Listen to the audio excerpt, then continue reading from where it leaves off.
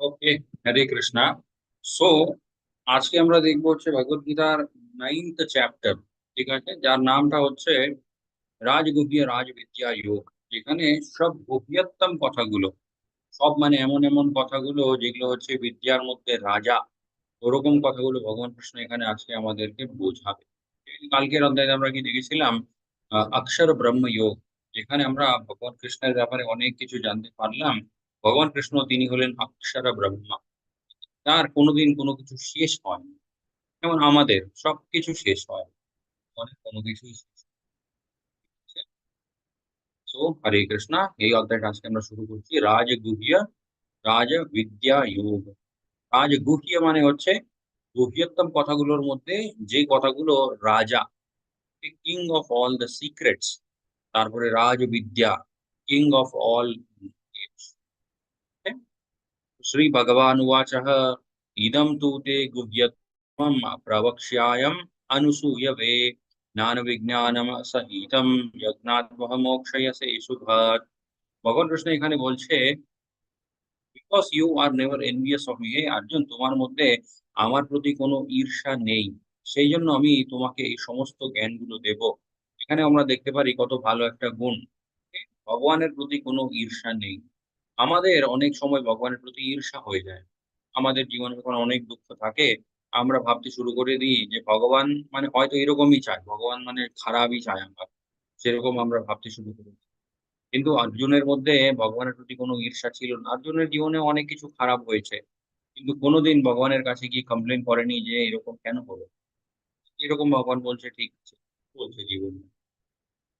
এই জন্য ভগবান কৃষ্ণ এখানে বলছে, তোমার মধ্যে আমার প্রতি কোনো ঈর্ষা নেই হে অর্জুন, সেই জন্য আমি তোমাকে এই সমস্ত গুহ্যতম কথাগুলো বোঝাবো, যেগুলো নিজের জীবনে যদি তুমি অ্যাপ্লাই করো, এই ভৌতিক সংসারের যত কষ্টগুলো হয় সমস্ত কষ্টগুলো থেকে তুমি পার পেয়ে যাবে।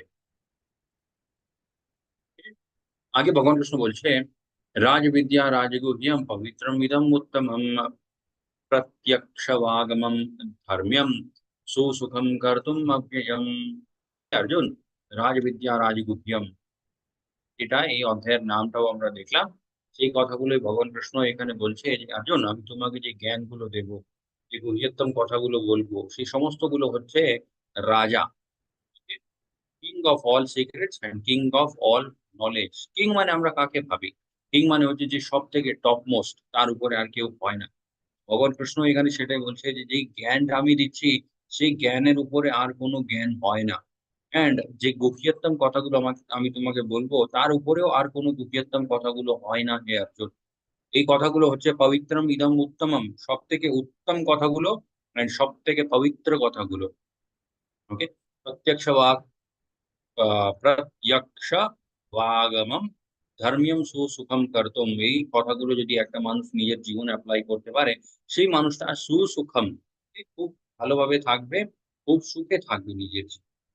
এন্ড এই কথাগুলোর পালন করলে সেই মানুষটা হচ্ছে মানে একদম পারফেক্ট ধর্ম যেটা হয় সেই ধর্মের পালনও করতে পারে।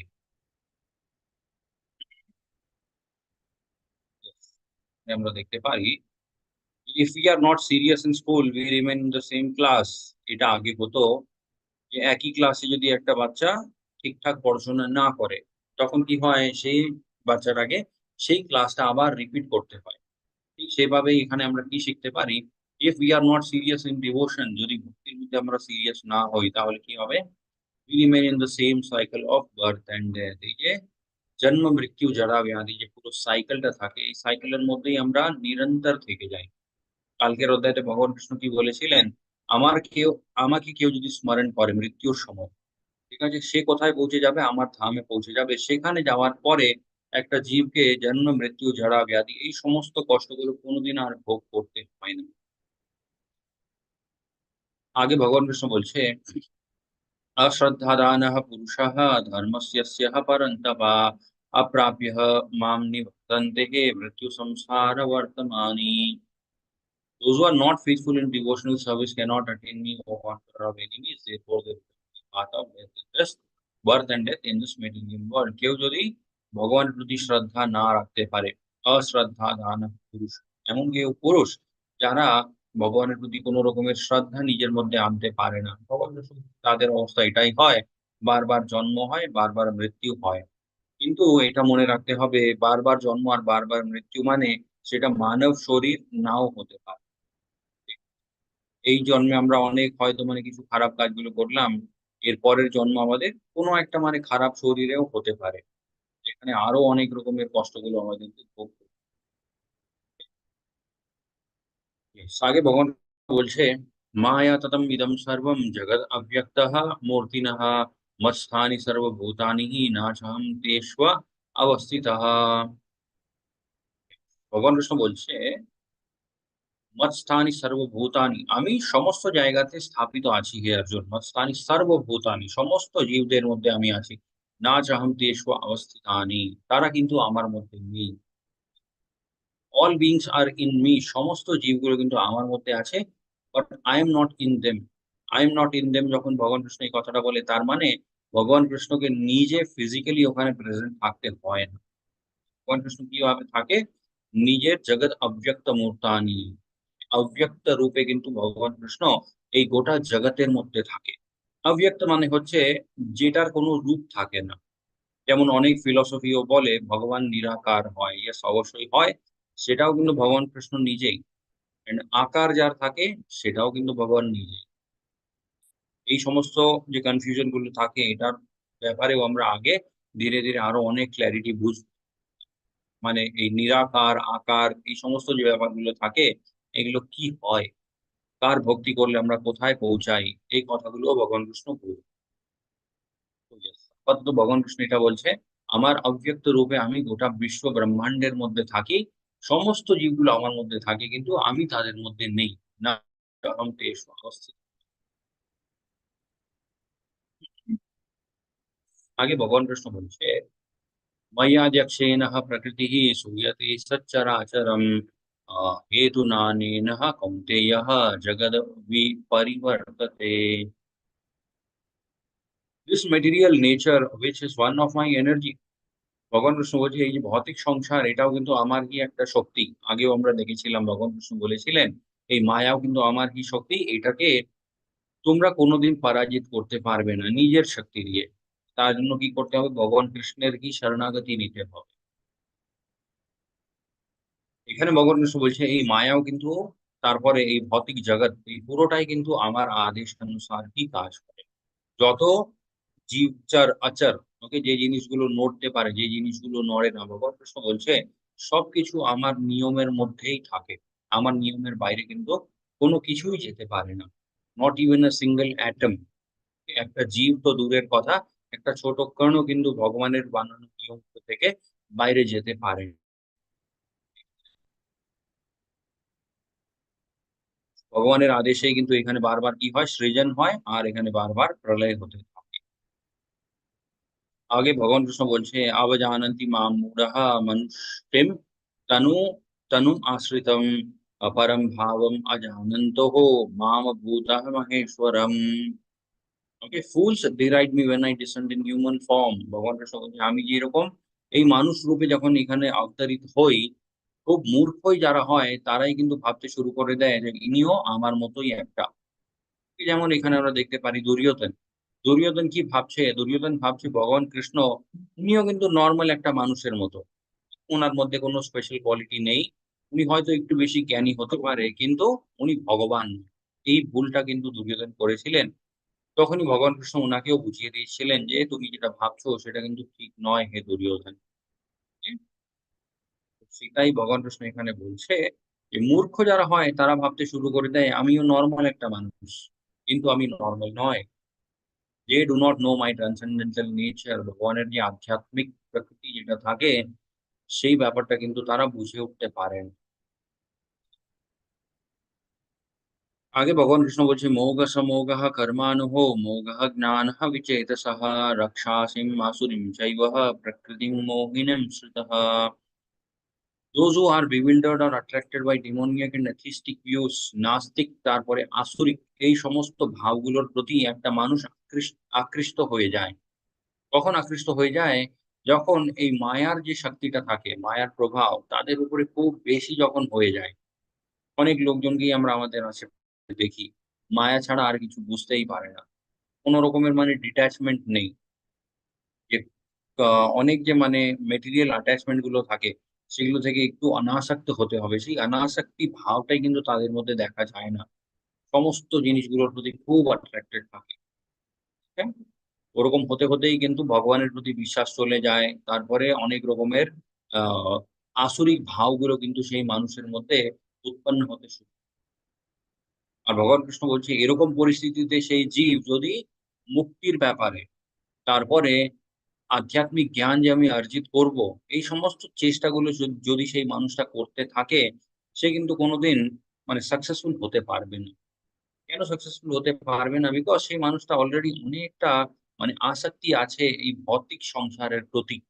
ভগবান কৃষ্ণ একটা কথা অনেকবার মানে পরিষ্কারভাবে বলে দিয়েছে, আধ্যাত্মিক জিনিসগুলো বোঝার জন্য, এই ভক্তির পথে এগোনোর জন্য কিছু টান আমাদেরকে এই ভৌতিক সংসারের ছাড়তে হবে। ঠিক আছে? পুরোপুরিভাবে আমরা এখানে মানে একেবারেই কভার্ড। কিন্তু আমরা আধ্যাত্মিক জ্ঞান বোঝার চেষ্টা করছি। ভগবান কৃষ্ণ বলছে সেটা কোনদিন হবে না। ইট ইস নট পসিবল। হ্যাঁ?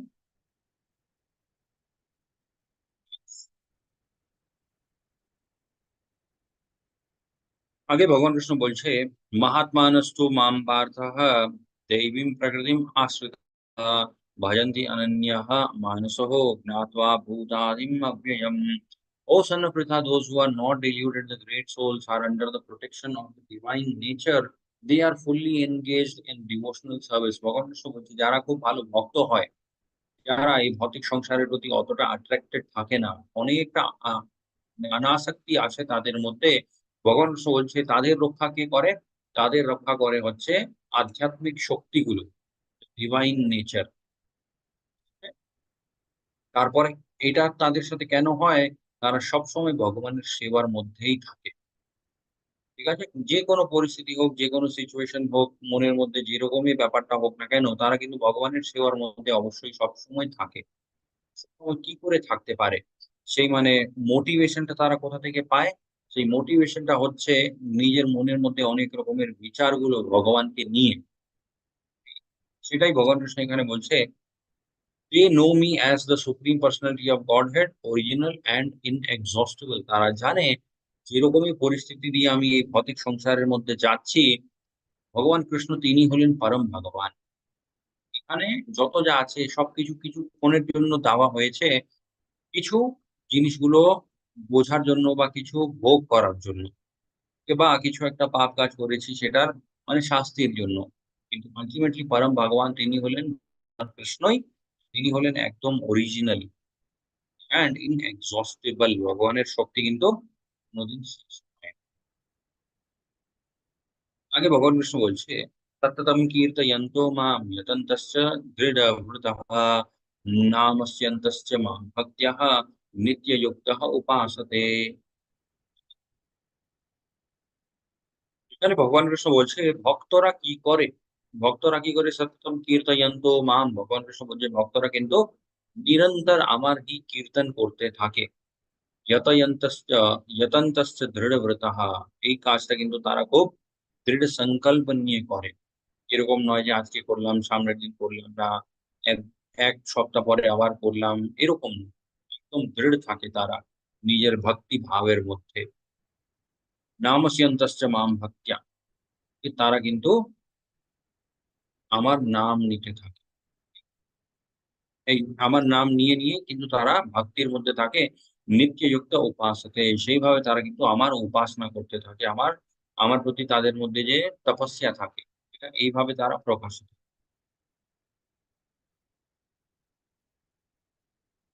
আগে ভগবান কৃষ্ণ বলছে, "তে মাম ভক্ত্বা স্বর্গঃ লোকম বিশালম ক্ষীণে পুণ্যে মর্ত্যলোকম বিশন্তি এবং ত্রায়ি ধর্মম অনুপ্রাপন্না অনুপ্রপন্নঃ গতাগতম কামঃ কামলাভন্তে।" ওকে? এখানে ভগবান কৃষ্ণ খুব সুন্দর একটা কনসেপ্ট বোঝাচ্ছে। ভগবান কৃষ্ণ বলছে, "তে তম ভক্ত্বা স্বর্গলোকম বিশালম।" ভগবান কৃষ্ণ বলছে কিছু জীব, ওকে, ধরে নিন সারাটা জীবন অনেক ভালো কাজ করেছে। মৃত্যুর পরে তাদের কি হবে? স্বর্গলোকম। তারা কিন্তু স্বর্গলোকে চলে যাবে। ক্ষীণে পুণ্যে মর্ত্যলোকম বসন্তি শান্তি। ভগবান কৃষ্ণ আগে বলছে, ধরে নিন অনেক ভালো কাজ করে তারা স্বর্গলোকে পৌঁছে গেলেন। ওখানে গিয়ে অনেক রকমের আনন্দ করে নিয়েছে। কিন্তু যখন নিজে যে পুণ্য, সে ভালো কাজের যে পুণ্যটা অর্জিত করেছে, সেটা যেদিন শেষ হয়ে যাবে, সেদিন তাদের অবস্থা কি হয়? মৃত মর্ত্যলোকম বিশন্তি। তাদেরকে আবার এই মৃত্যু লোকেই কিন্তু নামতে হয়। একদম যেরকম ব্যাংকটা কাজ করে। ওকে? ব্যাংকের মধ্যে আমাদের ব্যালেন্স থাকলে, অনেক টাকা যদি ব্যাংকে থাকে আমরা এনজয় করতে পারি। সেই টাকা যদি শেষ হয়ে যায়, আমাদের আনন্দটাও সেদিন শেষ হয়ে যায়। ঠিক সেভাবেই ভগবান কৃষ্ণ বলছে, অনেক ভালো কাজ করে একটা জীব স্বর্গলোকে যেতে পারে। কিন্তু যেদিন পুণ্যটা ক্ষীণ হয়ে যাবে, সেদিন আবার তাকে এই মৃত্যুলোকেই নামতে হয়। এবং ত্রাহি ধর্মং অনুজ্ঞাঃ তথাগতং কাম কামলভতে। তো এই সমস্ত জিনিসগুলো লাভ করার জন্য, স্বর্গলোক আমি চলে যাব, ওখানে গিয়ে আনন্দ করে দেব। এই সমস্ত লাভের জন্য যদি একটা মানুষ ধর্মের কাজগুলো করতে থাকে, ভগবান কৃষ্ণ বলছে সে শুধু একটাই জিনিস পায়, সেটা হচ্ছে বারবার জন্ম আর বারবার মৃত্যু। এটা ছাড়া কিন্তু এক্সট্রা এমন কিছু সে পায় না। বাকি যেটাই পাচ্ছে সবকিছুই কিন্তু টেম্পোরারি। যেমন একদম এই জিনিসের মতো। ওকে? এইটা আমরা মেলাতে দেখি, জায়ান্ট হুইল। এখানে কি হয়? নিচ থেকে একটা মানুষ ওঠে, এটা ঘুরে সেই মানুষটা উপরের দিকে চলে যায়। উপরে যাওয়ার পরে আবার তাকে নিচে নামে। তো যতই ভালো কাজগুলো আমরা করতে থাকি জাস্ট ফর সাম গুড কর্মা, তাহলে আমাদের আমাদের পরিস্থিতি কিন্তু একদম এরকমই হবে। বারবার উপরে যেতে হয়, বারবার নিচে নামতে হয় এরকম। Just 1 second. হরে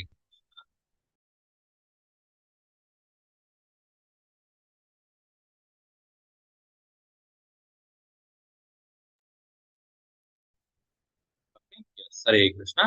আগে ভগবান কৃষ্ণ বলছে, অনন্যশ্চিন্তয়ন্তো মাম ये जानः पर्युपासते तेषां नित्याभियुक्तानां योगक्षेमं वहाम्यहम्।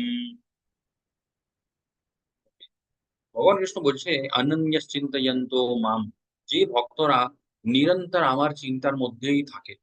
আমরা কোন জিনিস নিয়ে চিন্তা করি? আমরা বাকি সমস্ত unnecessary জিনিসগুলো নিয়ে আমরা অনেক বেশি চিন্তা করি। কালকে কি হবে? আজকে ১ বছর পরে কি হবে? আজ থেকে ১০ বছর পরে কি হবে? আমি কি করব? সেটার জন্য আমরা এখন থেকে প্ল্যান করি। অবশ্যই করতে হয়। বাট একেবারে এতটা করতে নেই যে আমরা ভগবানের চিন্তা করতে ভুলে যাব। সেটাই ভগবান কৃষ্ণ এখানে বলছে, "অনন্যশ্চিন্তয়ন্তো মাম।" অনন্য, অনন্য মানে হচ্ছে ফরএভার। ভগবান কৃষ্ণ বলছে এমন একটা ভক্ত যে নিরন্তর আমার কি চিন্তা করতে থাকে। "ये জানা पर्युपासते तेषां नित्याभियुक्ताঃ।" ভগবান কৃষ্ণ বলছে, সেই জীবের কাছে যে জিনিসটা নেই, সেটা আমি নিজে প্রদান করি। হ্যাঁ? অ্যান্ড যেই জিনিসটা তার কাছে আছে, আমি তার রক্ষা করি। এখানে আমরা দেখতে পারি কত সুন্দর একটা ব্যাপার। আমরা নিজে ভৌতিক জিনিসগুলোর চিন্তাগুলো করতে, করতে আমরা মানে ভাবি, কি জিনিস আমি কন্ট্রোল করতে পারি, কি জিনিসটা আমি রক্ষা করতে পারি। কিন্তু ভগবান কৃষ্ণ বলছে, তুমি যদি আমার ভক্তির মধ্যে থাকো, আমার সবসময় যদি তুমি চিন্তন করতে থাকো, তোমার যা আছে সবকিছুর রক্ষা আমি করব। যেই জিনিসটা তোমার কাছে নেই, সেটা আমি নিজে এসে প্রদান করব। যোগক্ষেমম ওয়াহাম্যহম। ওয়াহাম্যহম মানে হচ্ছে I will personally come and provide। অর্জুনাচার্য বলে একটা মানে ঋষি ছিলেন। উনি যখন এই লাইনগুলো পড়েছিলেন, উনি ভাবলেন হয়তো মানে ভগবান কৃষ্ণ এটা বলতে চাইছে না। যোগক্ষেমম বহাম্যহম, উনি ভাবলেন হয়তো ভগবান কিছু একটা ব্যবস্থা করে দেয়। উনি উনি এইভাবে সেই ইন্টারপ্রিটেশন টা করে দিয়েছিলেন। ঠিক আছে? তারপরে কি হলো, উনার বাড়িতে ঠাকুর এসেছিলেন। ঠাকুর এসে সেই লাইনটাকে আবার ঠিক করে গেলেন। ভগবান ওখানে উনি যে লিখেছিলেন ভগবান কিছু একটা ব্যবস্থা করে। ভগবান নিজে সেই লাইনটা কেটেছিলেন আর ওখানে নিচে লিখেছিলেন, "I personally provide what he lacks।" ওকে? যে জিনিসটা আমার ভক্তের কাছে নেই, আমি পার্সোনালি এসে সেটা প্রোভাইড।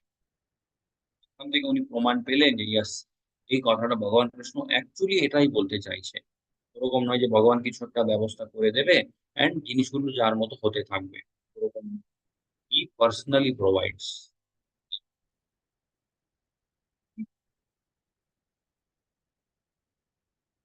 आगे भगवान कृष्ण बोलছে यन्ति देवव्रता देवन् पितॄण्यन्ति पितृव्रतः भूतानि यन्ति भूतेज्ञः यन्ति मदयाजिनो माम्। এখানে ভগবান কৃষ্ণ বলছে यन्ति देवव्रता देवान्। দেবী দেবতাদের একটা জীব যদি পুজো পাঠ করে, সেই জীব দেবী দেবতাদের ধামে চলে যাবে। ঠিক আছে? পিতৃগণদের কেউ যদি খুব সেবা করে, তাহলে সেই লোকটা হচ্ছে পিতৃলোকে চলে যাবে। ভূতানি যন্তি ভূতেজ্ঞঃ। ভূত প্রেতদের কেউ যদি পুজো করে, সেই জীব ভূত প্রেত যেখানে থাকে সেই ধামে চলে যায়। লাস্টে ভগবান কৃষ্ণ বলছে, যন্তি মদ ইয়াজিনোপি মাম।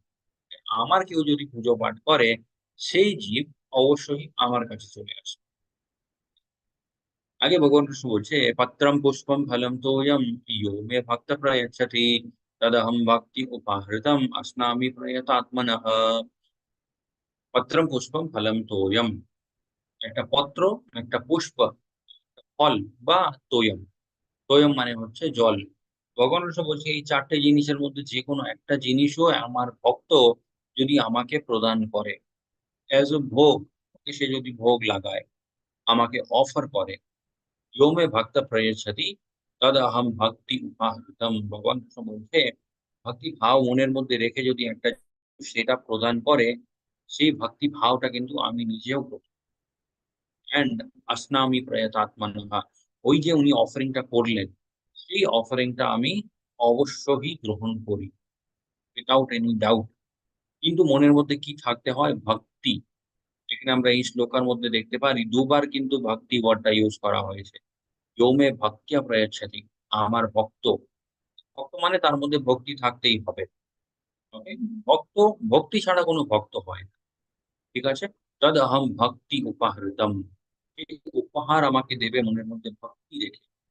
তখন আমি অবশ্যই সেটা গ্রহণ। ধরে নিন আমরা ভগবানের জন্য ৫৬ ভোগ লাগালাম। কিন্তু মনের মধ্যে ভক্তি নেই। আমরা জাস্ট মানে লোক দেখানোর জন্য কিছু একটা অনুষ্ঠান হচ্ছে, তার জন্য আমরা মানে করে যাচ্ছি। ভগবান কৃষ্ণ বলছে সেটা কোনো দরকার পড়ে না। সেই জিনিসটা কিন্তু আমি কোনদিন গ্রহণও করি না।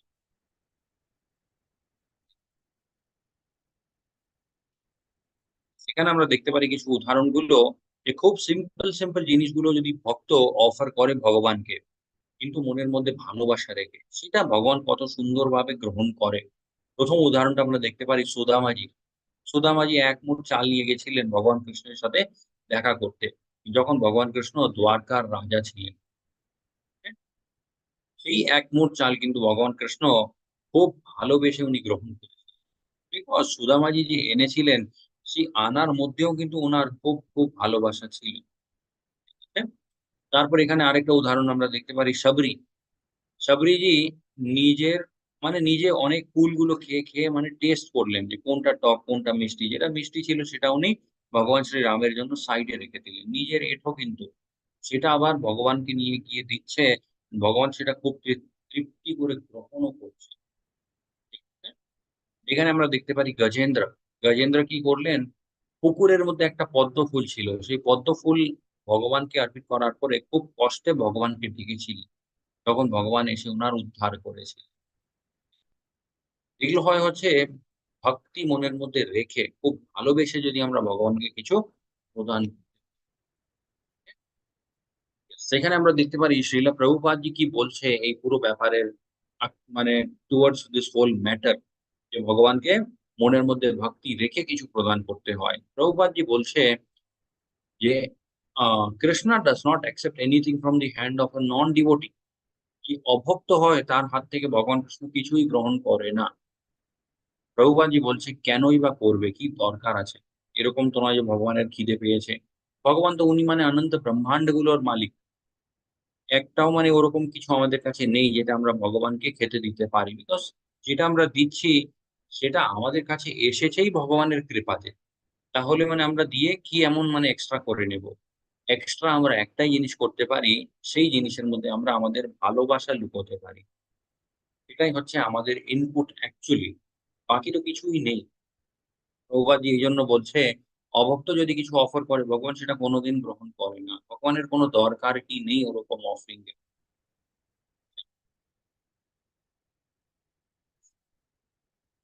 এজন্য আমাদেরও কি করা উচিত? খুব ভালোবেসে খুব মনের মধ্যে ভক্তি রেখে ভগবানের জন্য রান্না করতে হয়। সেই রান্নাটা ভগবানকে ভোগ লাগাতে হয়। ভোগ লাগানোর পরে সেটা প্রসাদ হিসাবে গ্রহণ করতে হয়। হ্যাঁ? প্রসাদ গ্রহণ করলে কি হয়? It purifies our mind. It helps in advance in bhakti. Develop finer tissues in the ব্রেনটাও কিন্তু খুব শার্প হয়।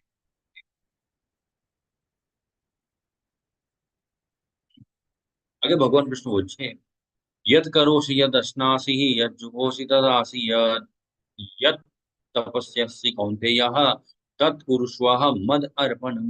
সবকিছু আমাকেই অর্পিত করো হে অর্জুন। ইয়ৎ করোষি, যেটাই তুমি করছো, ইয়ৎ অশ্নাসি, যেই জিনিসটাই তুমি গ্রহণ করছো,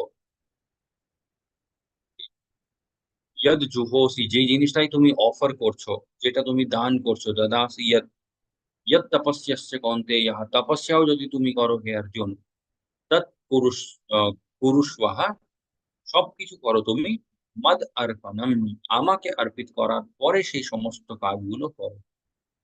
তাহলে কি হবে? এভরিথিং বিকামস কৃষ্ণা কনসিয়াস, সব জিনিসের মধ্যে একটা ভগবান কৃষ্ণের ভাব চলে আসে। আগে ভগবান কৃষ্ণ বলছে, সমোহম সর্বভূতেষু ন মে দ্বেষোস্তি ন প্রিয়ঃ ये भजन्ति तु मां भक्त्या मयि ते तेषु चाप्यहम्। ভগবান কৃষ্ণ বলছে, সমোহম সর্বভূতেষু, যত জীবগুলো থাকে, সর্ব, সমোহম মানে হচ্ছে সমান, আমি সবাইদের প্রতি সমান থাকি। না মে দ্বেষ্টস্তি না প্রিয়ঃ, কোন জীবের প্রতি আমি দ্বেষ করি না, হিংসা করি না, কোন জীবটাকে আমি ঘৃণা করি না। ভগবান কৃষ্ণ নিজে এই কথাগুলো বলছে। আহ না মে না মে দ্বেষস্তি না প্রিয়ঃ, কোন জীবকে আমি ওরকম মানে এক্সট্রা, যেটা মানে আমরা দেখি কোম্পানি গুলোতে হয়, কোনো একটা মানুষকে বস খুব একটু বেশি ফেভার করে। তো ভগবান কৃষ্ণ বলছে, ওরকম আমি কারোর সাথেই করি না, আমি কাউকে ফেভারও করি না, আমি কারোর প্রতি ঘৃণাও করি না, আমি নিউট্রাল। কিন্তু স্পেশাল অ্যাটেনশন আমরা ভগবানের কি করে পেতে পারি? ইয়ে ভজন্তি তু মাম ভক্ত্যা, ভক্তি দিয়ে একটা জীব যদি আমার ভজনা করতে থাকে, ওকে, সেরকম একটা ভক্ত মাই তে তেষু চাপ্য, লেখা আছে, in devotion is a friend is in me and I am also a friend. ওরকম একটা মানুষ, সে আমার খুব ভালো একটা বন্ধু হয়ে, হ্যাঁ? এখানে আমরা দেখতে পারি ভগবান ইজ নিউট্রাল, কিন্তু স্পেশাল অ্যাটেনশন যদি আমরা একটু পেতে চাই, কি করতে হবে? ভগবানের সেবা করতে হবে, ভক্তি দিয়ে। আগে ভগবান কৃষ্ণ বলছে, আপি চেতসু দুরাচারো ভজতে মাম অনন্য ভাগ সাধুর এব সমন্তব্যঃ সম্যক ব্যবস্থিত চিকিৎসা। ভগবান কৃষ্ণ বলছে, হে অর্জুন, কোন জীব যদি খুব বেশি দুরাচারী হয়, দুরাচার মানে হচ্ছে যার আচরণটা খুব একটা ভালো হয় না, ঠিক? আপি চেতসু দুরাচার ভজন্তে মাম অনন্য ভাগ, সেইরকম জীবও যদি একদিন ডিসাইড করে যে আমি শুধুমাত্র ভগবানের কি ভক্তি করব, তাছাড়া আমার আর কোনো ইচ্ছা নেই, ভজন্তে মাম অনন্য ভাগ সাধুর এইবস্য মন্তব্য, হে অর্জুন, ওরকম একটা জীবকে তুমি সাধু হিসাবে তাকে মান সম্মান দিবে। ঠিক আছে? সে আগের সময়তে, আগের যে মানে ওর আগে জীবনের আগের পার্ট যেটা ছিল, সেই সময় যত যা মানে করে রেখেছে এটা ওকে, কিন্তু সে যদি পুরোপুরি ভাবে কৃষ্ণা কনসিয়াস হয়ে যায়, সেরকম একটা জীবকে সাধু হিসাবে তাকে মান সম্মান দেবে। সাধুর এইবস্য মন্তব্য সম্যক ব্যবস্থিত ঈশা। কিন্তু ব্যাপারটা কি, সেই মানুষের মধ্যে এই যে ভজতে মাম অনন্য ভক্তি, এই ব্যাপারটা কিন্তু তাদের মধ্যে থাকতে হয়। জাস্ট এমনি লোকজনকে দেখাচ্ছে যে আমি ভক্ত হয়ে গেছি, আর মনের মধ্যে কিন্তু খারাপ ইচ্ছাগুলো থেকেই যায়, সেরকম কিন্তু মানে ওটা খুব খারাপ একটা মানে খারাপ পরিস্থিতি হয়ে যায় সেই তার নিজের জন্য কিন্তু।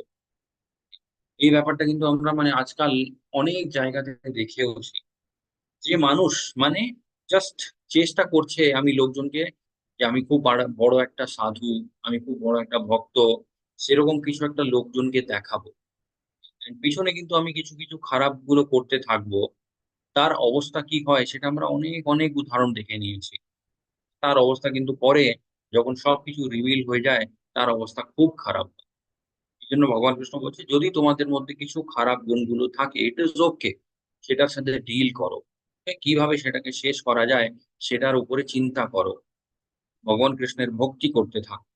এটা করতে করতে যখন পুরোপুরি ভাবে কৃষ্ণা কনসিয়াস একটা জীব হয়ে যাবে, তারপরে সে একটা সাধুর মতো একটা মানে রেসপেক্ট পারে, তখন কিন্তু তার আগের জীবন নিয়ে বিচার করা উচিত নয়। সেটা কিন্তু একটা মানে অপরাধ হয়ে যায়।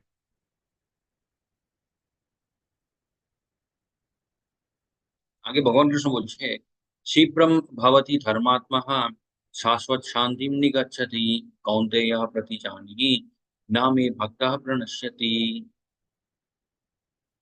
He quickly becomes righteous and attains a lasting peace, O son of Kunti। ভগবান কৃষ্ণ বলছে ওরকম একটা জীব যে সব সময় আমার ভক্তির মধ্যেই আছে, সে কি হয় ক্ষিপ্রম ভবতি ধর্মাত্মা, খুব তাড়াতাড়ি সে ধর্মাত্মা হয়ে যায় and খুব তাড়াতাড়ি ক্ষিপ্রম, ক্ষিপ্রম মানে হচ্ছে শীঘ্র, তাড়াতাড়ি, শাশ্বত শান্তিম নিগচ্ছতি, সেই জীব কিন্তু খুব তাড়াতাড়ি পুরোপুরিভাবে মানে বলেন না যে পিস অফ মাইন্ড, পুরোপুরিভাবে পিস অফ মাইন্ড অ্যাটেইন করে নেয়। আর মানে কোন রকমের মনের মধ্যে আর চিন্তা থাকে না। বিকজ সে জানে ভগবান কৃষ্ণ তিনি হলেন আল্টিমেট কন্ট্রোলার। হ্যাঁ? তো আগে ভগবান কৃষ্ণ বলছে কৌন্তেয়া প্রতিজানি না মে ভক্তঃ প্রণশ্যতি। আমার ওরকম একটা ভক্তের কোনোদিন নাশ হয় না হে অর্জুন, এটা তুমি সবাইদেরকে বলে দাও। কৌন্তেয়া প্রতিজানি, প্রত্যেকটাকে তুমি জানিয়ে দাও হে অর্জুন, আমার ভক্তের কোনোদিন নাশ হয় না। ঠিক আছে? এখানে ভগবান কৃষ্ণ চাইলে উনি নিজেও বলতে পারতেন। কিন্তু অর্জুনকে কেন বলছে যে, "হে অর্জুন তুমি সবাইদেরকে গিয়ে বলো।" এটা বলার পেছনে কারণটা হচ্ছে ওখানে অর্জুনেরও কিন্তু মান-সম্মান মানে ইট ইস অন লাইন। ওকে? কিছু একটা যদি এই কথার মধ্যে ভগবান কৃষ্ণ যেখানে বললেন, কেউ যদি আমার ভক্তি করে তার কোনদিন নাশ হবে না। কথা তো ভগবান কৃষ্ণ বলে দিলেন। অর্জুনকেও বলছে যে, "হে অর্জুন তুমিও বলো গিয়ে।" এই কথা যদি ভগবান না রাখতে পারে, অর্জুনেরও কিন্তু এখানে মান-সম্মান যাবে। তার মানে কি ভগবান কৃষ্ণ জাস্ট মানে ডাবল ভেরিফাই করছে এই কথাগুলোকে। আমি যেটা বলছি মানে I can 100% গ্যারান্টি যে এটা হবেই হবে।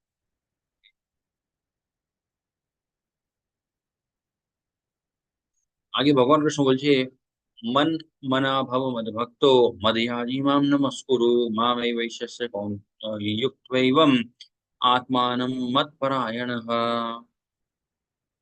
মন মনা ভব মদ্ভক্ত মদয়াজি মাম নমস্কুরু। আর ভগবান কৃষ্ণ বলছে মনের মধ্যে সবসময় আমাকে নিয়েই চিন্তা করবে। সবসময় কিন্তু আমার ভক্তই হয়ে থাকবে। দণ্ডবত প্রণামও যদি করতে হয় আমাকেই করবে হে অর্জুন। এখানে ভগবান কৃষ্ণ এই কথাগুলো কেন বলছে? সমস্ত কনফিউশন গুলো ক্লিয়ার করে দেওয়ার জন্য। অনেক মনের মধ্যে কনফিউশন থাকে। আদৌ ভগবান কে? আদৌ কোন গ্রন্থটা আমি পড়বো? কাকে বিশ্বাস করব? ভগবান কৃষ্ণ বলছে কাউকে কোথাও গিয়ে নিজের মনটাকে কনফিউজ করার দরকার নেই। শুধুমাত্র ভগবদ্গীতার মধ্যে এই যে কথাগুলো আমি নিজে বলছি, এগুলো একটু মনে রাখার চেষ্টা করুন। মন মনা ভব মদ্ভক্ত মদিয়াজিমাম নমস্কুরু। নমস্কার যদি করতে হয় আমাকেই করো, ভক্তি করতে হয় আমার ভক্তিই করো। এইভাবে পুরোপুরিভাবে যদি তুমি আমার ভক্তির মধ্যে লীন হয়ে যাও হে অর্জুন, তুমি কিন্তু আমার ধামে পৌঁছে যাবে। ওকে? এটা ছিল হচ্ছে ভগবদ্গীতার তাহলে 9th চ্যাপ্টার রাজগুহ্য রাজবিদ্যায়োগ। এখানে আমরা দেখলাম কত রকমের গুহ্যতম কথাগুলো ভগবান কৃষ্ণ বুঝালেন আমাদেরকে। ভগবান কি গ্রহণ করতে পারে, ওকে? কিরকম মনের ভাবগুলো আমাদের মধ্যে যদি থাকে তখনই কিন্তু ভগবান গ্রহণ করবে। ঠিক আছে? খুব অনেক রকমের আমরা 56 ভোগ লাগালাম কিন্তু মনের মধ্যে ভক্তি নেই। সেটা কিন্তু প্রভুপাদজিও বলছে ভগবান সেটা গ্রহণ করবে না। কেনই বা করবে? সমস্ত ব্যাপারগুলো ভগবান কৃষ্ণ আজকে বোঝালেন। পরম শান্তি আমরা কিভাবে পেতে পারি? যে জিনিসটা আমাদের কাছে নেই সেটা ভগবান নিজে প্রদান করে। যে জিনিসটা আছে সেটার রক্ষা ভগবান নিজে করে। এইজন্য যারা আচার্যরা আছে, হ্যাঁ? আ বেশ একটা স্টোরিও আছে। হুম, জয়দেব গোস্বামী আই থিংক। উনার কাছে একটা ব্রাহ্মণ গেছিলেন। অ্যাকচুয়ালি সেই ব্রাহ্মণটা হচ্ছে অনেক, অনেক বছর অব্দি ভগবান শঙ্করের তপস্যা করেছিলেন। ভগবান শঙ্করের তপস্যা করার পর উনি বললেন যে, "আমার সবথেকে মূল্যবান জিনিস চাইবে। I want the most precious thing"। ঠিক আছে? তো ভগবান শঙ্কর বললেন যে, "ওরকম একটা নদীর ধারে একটা মানে খুব বড় একটা ভক্ত বসে আছে, জয়দেব গোস্বামী। উনার কাছে তুমি যাও আর উনার কাছে সেই মূল্যবান জিনিসটা আছে। ওকে? তুমি বলো যে ভগবান শঙ্কর আমাকে সেই জিনিসটা আপনাকে মানে he has told me to take it from you, আপনার থেকে ওই জিনিসটা নিতে আমাকে ভগবান শঙ্কর নিজে বলেছে। উনি তোমাকে দিয়ে দেবে।" তো ওই ব্রাহ্মণটা হচ্ছে ওখানে যায়। ওনার কাছে। ওখানে যাওয়ার পরে বলে যে, "এরকম, এরকম হয়েছে। আমি অনেক বছর অবধি ভগবান শঙ্করের তপস্যা করেছি।" তো উনি বললেন, "সবথেকে মূল্যবান জিনিস আপনার কাছে আছে। আমাকে দিন।" তখন সেই জয়দেব গোস্বামী কি করে, উনার কাছে একটা বাক্স থাকে। সেই বাক্সর ভেতরে আরো অনেক জিনিসগুলো থাকে। সেখানে তার নিচে একটা পাথর থাকে। সেই পাথরটা হচ্ছে চিন্তামণি। চিন্তামণি হচ্ছে এমন একটা পাথর যেটা হাতে রেখে আমরা যে জিনিসটা চিন্তা করব সেটাই কিন্তু সত্যি হয়ে যায়। উনি বললেন, "ঠিক আছে এটা নিয়ে চলে যাও।" তো ওই ব্রাহ্মণটাও খুব খুশি হলো। সে ভাবলো যে এত বিশাল একটা জিনিস আমি পেয়ে গেলাম। সে আবার মানে খুব খুশি হয়ে এলো। তারপরে ভগবান শঙ্কর তাকে আবার দেখা করলেন। তাকে বললেন যে, "তুমি কি আদৌ ওই মূল্যবান জিনিসটা পেয়েছো?" তখন ব্রাহ্মণটা বলল, "হ্যাঁ, পেয়ে গেছি। এই তো আমার হাতে আছে।" তখন ভগবান শঙ্কর বললেন, "এটা যদি আদৌ মূল্যবান হতো, উনি কি তোমাকে এত সহজে দিয়ে দিতেন?" তখন সেই ব্রাহ্মণটা আবার চিন্তায় পড়ল। ভাবতে শুরু করল যে, "হ্যাঁ, আদৌ ঠিক তো। আমার থেকে কেউ যদি এটা চায়, আমি কোনদিন দেব না। আমার প্রাণ যদি চলে যায়, তাহলে সেটা আলাদা ব্যাপার। কিন্তু নিজের ইচ্ছাতে তো আমি কাউকে দেব না।" তখন সেই ব্রাহ্মণটা আবার গেল। সে বলল যে, "না, আপনি আমার সাথে কিছু একটা ছল-কপট করেছেন। এটা কিন্তু সবথেকে মূল্যবান নয়। এর চাইতেও কিছু একটা মূল্যবান আপনার কাছে আছে, সেটা আপনি লুকিয়ে দিলেন। এইজন্য আপনি এই জিনিসটা অত সহজে আমাকে দিয়ে দিলেন।" তখন সে জয়দেব গোস্বামী বললেন যে, "ঠিক আছে। তুমি এখন বুঝে গেছো আমার কাছে আরো কিছু মূল্যবান আছে। আমি সেটা তোমাকে দেব। কিন্তু তার আগে তোমাকে কি করতে হবে, এই চিন্তামণি যে তোমার হাতে আছে, এটা তোমাকে নদীতে ফেলে দিতে হবে।" তো ব্রাহ্মণটাও নদীতে ফেলে দিল। তারপরে জয়দেব গোস্বামী উনাকে বললেন, "এর চাইতেও মূল্যবান জিনিস যেটা আমার কাছে আছে সেটা হচ্ছে হরিনাম, ভগবানের নাম।" উনাকে তখন বললেন, "তুমিও ভগবানের যে নাম থাকে তার জপ করতে থাকো। সে চা তার চাইতে মূল্যবান কিন্তু কোন জিনিসটাই নেই এই পৃথিবীতে।" এইভাবে হচ্ছে আমরা বুঝতে পারি সেই নামের মহিমা, নামটা কতটা মূল্যবান হয়। এইজন্য ভগবান কৃষ্ণ এখানে এটাও বললেন যে, একটা জীব সে যতটাই খারাপ দুরাচারী হোক না কেন, সে যদি আমার নাম নিতে থাকে, আমার যদি ভক্তি শুরু করে দেয়, পুরোপুরিভাবে ভালো হয়ে যায়। তার বিচার কিন্তু তোমরা করবে একটা সাধু হিসাবে। ওকে? এটা ছিল হচ্ছে আমাদের ভগবদ্গীতার 9th চ্যাপ্টার রাজগুহ্য রাজবিদ্যা যোগ। হরে কৃষ্ণ, কৃষ্ণ কৃষ্ণ হরে হরে, হরে রাম, হরে হরে। কল্পতরু সিন্ধুভ্য এব চ পতিতানাং পাবনেভ্যো বৈষ্ণবেভ্যো নমঃ